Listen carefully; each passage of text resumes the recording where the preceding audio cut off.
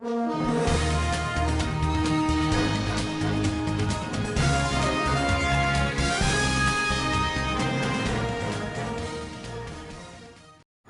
आप देख रहे हैं SB इंडिया न्यूज कानपुर से अमजद खान की रिपोर्ट। हाथरस की होनहार बेटी मनीषा वाल्मीकि की वैसी दरिंदों की क्रूरता व हैवानियत का दर्द झेलते हुए 29 सितंबर 2020 को सफदरगंज हॉस्पिटल नई दिल्ली में अपनी मौत की जंग हार गई। एक बार फिर 8 साल बाद हाथरस की निर्भया की दर्दनाक मौत। इसका जिम्मेदार कौन है? यह उत्तर प्रदेश की पुलिस की नाकामी और ढीलेपन का नतीजा। एक तरफ बेटी दिवस पर फेसबुक और व्हाट्सएप पर मेरी बेटी शान योग अपनी बेटियों के साथ फोटो डाल रहे थे सोशल मीडिया पर। दूसरी तरफ एक समाज की बेटी की जंग लड़ रही थी जो थक हार गई और आज उसने अंतिम सांस ली। इसी कड़ी में आज PAC मोड़ से एक कैंडल मार्च निकाला गया।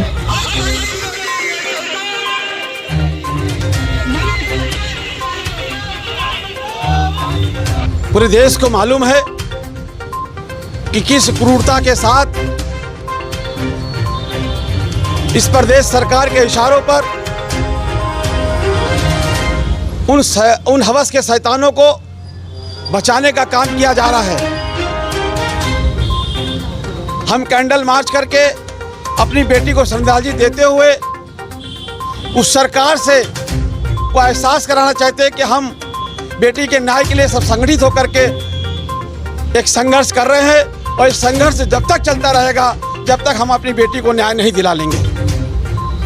मेरा नाम प्रशांत कुमार है और जैसा कि आजकल देख रहे हैं कि जब से ये गूंगो बहरों की सरकार आई है प्रदेश के अंदर, तब से दलितों का बहुत ज़्यादा शोषण हो रहा है। बेटी मनीषा भी इसी कड़ी में जुड़ी हुई है, इसी के लिए आज हम कैंडल मार्च निकाल रहे हैं। अगर आप ये मांगे नहीं पूरी तो क्या करेंगे? तो भी सड़कों पे आएंगे।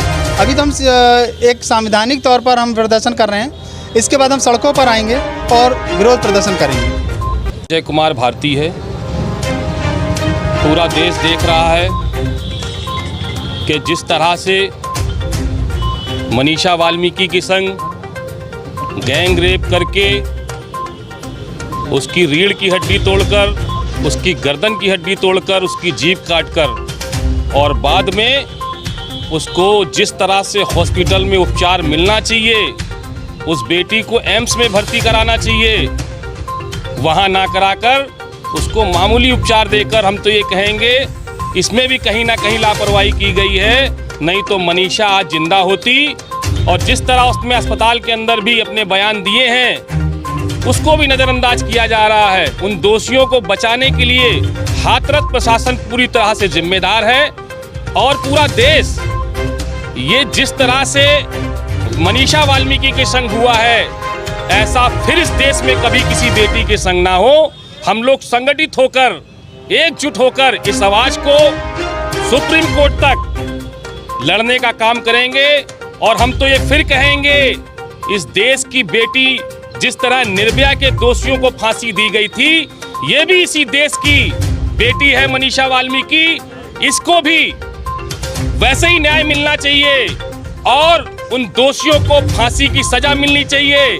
हम चाहते हैं कि सुप्रीम कोर्ट अपनी निगरानी समिति में, जजों की निगरानी समिति में इसकी पूरी जांच कराए और दोषियों को फांसी तक लटकाने का काम करे और एक ऐसा नया कानून बने कि लोग के अंदर ऐसा गलत काम करने पर एक भय पैदा हो।